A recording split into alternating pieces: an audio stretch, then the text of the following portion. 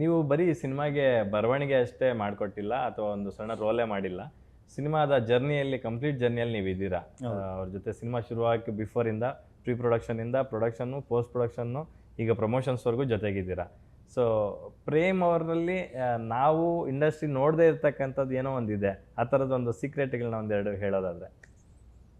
ಅಂದರೆ ಅವ್ರು ಕ್ಯಾಮ್ರಾ ಮುಂದೆ ಎಷ್ಟು ಸಿಂಪಲ್ ಆಗಿರ್ತಾರೆ, ನಿಜವಾದ ಲೈಫಲ್ಲೂ ಹಾಗೆ ಇರ್ತಾರೆ ಸರ್. ಓಕೆ. ಇವಾಗ ನಾವೆಲ್ಲೋ ಹೊರಗಡೆ ಹೋಗ್ತೀವಿ, ಅಲ್ಲಿ ಬೇರೆ ಇರಲಿ ಇಲ್ಲದೆ ಇರಲಿ, ಅವರು ರೋಡಲ್ಲಿ ಕುತ್ಕೋಬೇಕು, ರೋಡಲ್ಲಿ ಕುತ್ಕೊಂಡು ಊಟ ಮಾಡ್ತಾರೆ. ಅವ್ರು ಆ ಥರ ಏನಿಲ್ಲ. ಎಕ್ಸಾಂಪಲ್ ಯಾವ ಥರ ಅಂತಂದರೆ, ನಾವು ಕಾಲರ್ ಎತ್ಕೊಂಡು ಕುತ್ಕೊಂಡ್ರೆ ಎದುರುಗಡೆ ಕಾಲ್ ಮೇಲೆ ಕಾಲು ಹಾಕೊಂಡು ಕುತ್ಕೋತಾನೆ. ಅದೊಂದು ಮಾತಿದೆ. ಇವರೇ ಇಷ್ಟು ಸಿಂಪಲ್ ಆಗಿದ್ದಾಗ ಇಷ್ಟು ಜನ ಆರ್ಟಿಸ್ಟ್ಗಳು ಇವ್ರು ಇನ್ನೂ ಸಿಂಪಲ್ ಆಗಿ ಬಿಹೇವ್ ಮಾಡ್ತಾರೆ. ಅದು ನಮ್ಮಂತವ್ರಿಗೆ ಪ್ಲಸ್ಸು. ಇಲ್ಲ ಅಂದರೆ ನಾವೆಲ್ಲ ಹೆಂಗೆ ಇವ್ರನ್ನೆಲ್ಲ ಹ್ಯಾಂಡ್ಲ್ ಮಾಡೋಕ್ಕಾಗುತ್ತೆ. ತುಂಬ ಜನ ಕೇಳ್ತಾರೆ, ಹೆಂಗೆ ಹ್ಯಾಂಡ್ಲ್ ಮಾಡ್ಬಿಟ್ಟೆ ಗುರು, ಇಷ್ಟೊಂದು ಜನ ಇದ್ದಾರೆ, ಒಬ್ಬನೇ ಕಷ್ಟ ಆಗಲಿಲ್ವ ನಿನಗೆ ಅಂತ. ಈ ಥರ ನಮಗೆ ಸಪೋರ್ಟ್ ಸಿಗುತ್ತಲ್ಲ, ಅದು ಪ್ರೇಮ್ ಸರು. ಆಮೇಲೆ ಯಾರೇ ಬಂದು ಅವ್ರ ಹತ್ರ, ಸರ್ ನಾನೊಂದು ಸಿನಿಮಾ ಮಾಡ್ತಾ ಇದ್ದೀನಿ, ನೀವೊಂದು ಹಾಡು ಹೇಳ್ಕೊಡಿ, ಇಲ್ಲ ನೀವೊಂದು ಪ್ರಮೋಷನಿಗೆ ಬನ್ನಿ ಅಂತಂದರೆ ಅವ್ರು ಯಾವತ್ತೂ ಇಲ್ಲ ಅನ್ನಲ್ಲ. ಅವ್ರು ಬ್ಯುಸಿ ಶೆಡ್ಯೂಲಿಂದ ಹೋಗೋಕ್ಕಾಗಿರಲ್ಲ, ಆಡೋಕ್ಕಾಗಿರಲ್ಲ ಅಷ್ಟೇ. ಬಟ್ ಯಾರೇ ಬಂದು ಏನೇ ಕೇಳಿದ್ರು, ಬಿಡು ಮಗ ನಾನು ಒಂದು ಟೈಮಲ್ಲಿ ಕೇಳ್ಕೊಂಡು ಹೋದನಲ್ವಾ, ಅವರು ಬಂದು ನನ್ನ ಹತ್ರ ಕೇಳ್ತಾ ಇದ್ದಾರೆ, ನಾನು ಇವತ್ತು ಇನ್ನೊಬ್ರು ಬಾಗ್ಲಿಗೆ ಹೋಗ್ತೀನಿ, ನಮ್ಮ ಸುದೀಪ್ ಸರ್ಗೆ ಒಂದು ಗೆಸ್ಟ್ ಅಪಿಯರೆನ್ಸ್ ಮಾಡ್ಕೊಡಿ ಅಂತ ಅವ್ರ ಮನೆಗೆ ಹೋಗ್ತೀನಿ ಕೇಳೋಕ್ಕೆ, ಅವ್ರು ಒಪ್ಕೊಂಡ್ರೆ ನನಗೆ ಖುಷಿ ಅಲ್ವಾ. ಆ ಥರ ಅವರು ಕನ್ಸಿಟ್ಕೊಂಡು ಬರ್ತಾರೆ ಅಂತಾರೆ. ಅದೆಲ್ಲ ಇವಾಗ ಎಷ್ಟೊಂದು ಜನ ಟ್ರೋಲ್ ಪೇಜ್ಗಳು ಅವ್ರನ್ನ ಟ್ರೋಲ್ ಮಾಡಿರ್ತಾರೆ, ಆಫೀಸಿಗೆ ಬರ್ತಾರೆ, ಗೊತ್ತಿರುತ್ತೆ ಇವರೇ ಬ್ಯಾಡ್ ಟ್ರೋಲ್ ಮಾಡಿದ್ರು, ಇವೆಲ್ಲ ಗೊತ್ತಿರುತ್ತೆ, ತಲೆನೇ ಕೆಡಿಸ್ಕೊಳ್ಳಲ್ಲ, ಆ ವಿಷಯನೂ ಎತ್ತಲ್ಲ ಅವರು. ಅವ್ನು ಊಟ ಮಾಡಿಸ್ಕಳಿಸ್ರು ಅಂತಾರೆ. ಅದೊಂದು ಗುಣ ಇಷ್ಟ ಸರ್. ಈಗ ನೋರಾ ಫತೇಹಿ ಹ್ಯಾಕ್ಟ್ ಮಾಡಿದಂಥ ಒಂದು ಸಾಂಗು 2 ಲೈನು ಸಿಕ್ಕಾಪಟ್ಟೆ ವೈರಲ್ ಆಯಿತು, ಅದು ವಿವಾದ ಆಯಿತು, ದೊಡ್ಡ ವಿವಾದ. ಸರ್ಸೆ ಸಾಂಗು. ಆ ಟೈಮಲ್ಲಿ ಅದನ್ನು ಅವರು ಹೇಗೆ ತಗೊಂಡ್ರು ಅಂತ ನೀವು ಹತ್ತಿರದವರಾಗಿತ್ಕೊಂಡು ನೋಡ್ದಂಗೆ? ಅಂದರೆ ಆ ಕಾಂಟ್ರವರ್ಸಿ ಎಲ್ಲ ಅವರು ತುಂಬ ನೋಡಿದಾರಲ್ಲ ಸರ್. ಅದ್ರಲ್ಲಿ ಒಂದೇ ಮಿಸ್ ಹೊಡೆದಿದ್ದು ಅಂದರೆ ನೋರಾ ಫತೇಹಿ ಮಿಸ್ ಹೊಡೆದಿದ್ದೆ ನಮಗೆ. ಅವರೇ ಉಲ್ಟಾ ಸ್ಟೇಟ್ಮೆಂಟ್ ಕೊಟ್ಟಿದ್ದು.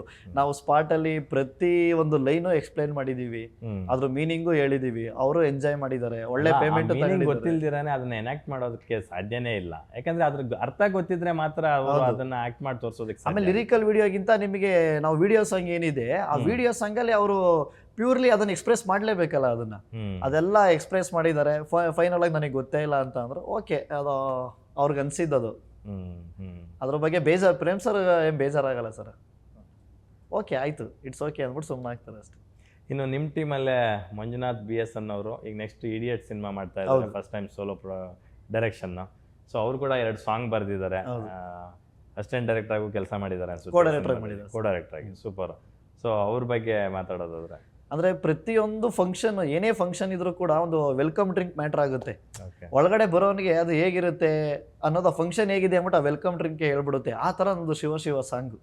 ಯಾಕಂದ್ರೆ ಪ್ರತಿಯೊಂದು ಹಳ್ಳಿ ಮೂಲೆಯಲ್ಲೂ ಕೂಡ, ಪ್ರತಿಯೊಂದು ಕಡೆನೂ ಕೂಡ, ಎಲ್ಲಿ ಹೋದ್ರು ಶಿವ ಸಾಂಗು, ಆ ಅಬ್ರನೇ ಬೇರೆ. ಅದು ಅವ್ರ ರೈಟಿಂಗ್ ಬಿದ್ದಿರೋದು ನಮಗೆ ತುಂಬ ಪ್ಲಸ್ ಪಾಯಿಂಟು. ಇವತ್ತು ಎಲ್ಲ ಕಡೆ ಒಬ್ಬ ಪೊಲಿಟಿಷಿಯನ್ ಆಗಿರ್ಬೋದು, ಎಲ್ಲ ಕಡೆನೂ ಇವಾಗ ಎಲೆಕ್ಷನ್ಗಳು, ಎಲ್ಲ ಕಡೆನೂ ಅದನ್ನು ಕ್ಯಾಂಪೇನ್ ಮಾಡಿದಾಗ ಅದನ್ನು ಹಾಕ್ತಾರೆ, ಬೆಳಗಾಗೋದ್ರಲ್ಲೇ ಬೆಳೆದ ಫೇಮಸ್ಸು ಆಗೋದ್ನಲ್ಲೋ ಅಂತ. ಆ ಥರ ಹತ್ತೂರಿನ ಒಡೆಯ ನೀನು, ಗೊತ್ತೇನೋ ಯಾರೋ ನಿನಗೆ ಅಂತಾರೆ. ನಿನಗೆ ಗೊತ್ತಿಲ್ಲ ಗುರು, ನೀನು ಇದನ್ನ ಕತೆ ಏನು ಹೇಳುತ್ತೆ ಅದನ್ನು ಒಂದು ಸಾಹಿತ್ಯ ಕಟ್ಕೊಡೋದು. ಆಮೇಲೆ ನಾನೊಂದು 2 ಅವರ್ ಏನು ಬರ್ದಿದ್ದೀನಿ, ಅವ್ರು 2 ಸಾಂಗಲ್ಲಿ ಓವರ್ಟೇಕ್ ಮಾಡ್ಬಿಟ್ಟಿದ್ದಾರೆ. ಅಣ್ತಮ್ಮ ಜೋಡೆತ್ತು ಸಾಂಗು ತುಂಬಾ ವೇದಾಂತಿಕವಾಗಿ, ಸೈದ್ಧಾಂತಿಕವಾಗಿ ತುಂಬಾ ಚೆನ್ನಾಗಿ ಅದನ್ನ ನರೇಷನ್ ಮಾಡಿದ್ದಾರೆ ಸಾಹಿತ್ಯದ ಮೂಲಕ. ಸೊ ಆ ಸಾಂಗ್ಗೆ ಆ ಥರದ ಒಂದು ಭಾವ ತುಂಬಿರೋದು ಪ್ರೇಮ್ ಅವರಿಗೆ ಹಾಡೋದ್ರ ಮೂಲಕ. ಆಮೇಲೆ ಅವ್ರು ಆ ಥರ ಫೀಡ್ ಮಾಡ್ತಾರೆ ಸರ್ ನಮಗೆ, ಮಗ ನೀವೇನೇ ಬರೀರಿ ಸಾಹಿತ್ಯ, ನಾಳೆ ಬೆಳಿಗ್ಗೆ ಒಬ್ಬ ಚಿಕ್ಕ ಹುಡುಗ ಮಾತಾಡಬೇಕು, ಯಾರೋ ಒಬ್ಬ ಕೋಲ್ ಹಿಡ್ಕೊಂಡು ಹೋಗ್ತಿರೋ ಮುದುಕ ಮಾತಾಡಬೇಕು, ಅವ್ರಿಬ್ರಿಗೆ ಕನೆಕ್ಟ್ ಆಗಿಲ್ಲ ಅಂದರೆ ಮಧ್ಯದವ್ರಿಗೆ ಕನೆಕ್ಟ್ ಆಗಲ್ಲ. ಇದೇ ಬೇಸಿಕ್ ತಿಳ್ಕೊಳ್ಳಿ, ನನ್ನ ಜೀವನದಲ್ಲಿ ತಿಳ್ಕೊಂಡಿರೋದು ಅಂದ್ಬಿಟ್ಟು ಅವ್ರು ನಮಗೆ ಆ ಥರ ಫೀಡ್ ಮಾಡ್ತಾರೆ. ಆಮೇಲೆ ಅವರು ಸಾಂಗ್ಗಳು ಏನು ಅಂತಂದ್ರೆ ಸರ್, ಬಾಂಧವ್ಯನೇ ಹೇಳಬೇಕು. ಅಲ್ಲೂ ಅಷ್ಟೇ, ಏನಂದ್ರೆ ಒಂದೇ ತಾಯಿಗೆ ಹುಡ್ತಾರೋ ಆದರೆ ತಾಯಿನ ಭಾಗ ಮಾಡ್ತಾರೋ ಅನ್ನೋದು ಅವ್ರು ಕೊಟ್ಟಿದ್ದ ಇನ್ಪುಟ್ಸ್ಗಳು ನಮ್ಮ ಮಂಜು ಸರ್ಗೆ. ಅವರು ಅದನ್ನ ಪಿಕ್ ಮಾಡಿದ ರೀತಿ, ಅದು ಡಿಸೈನ್ ಆಗಿದ್ದು, ಫೈನಲಿ ಅದು ಬೇರೆ ಥರನೇ ಸೌಂಡಿಂಗು ಸರ್.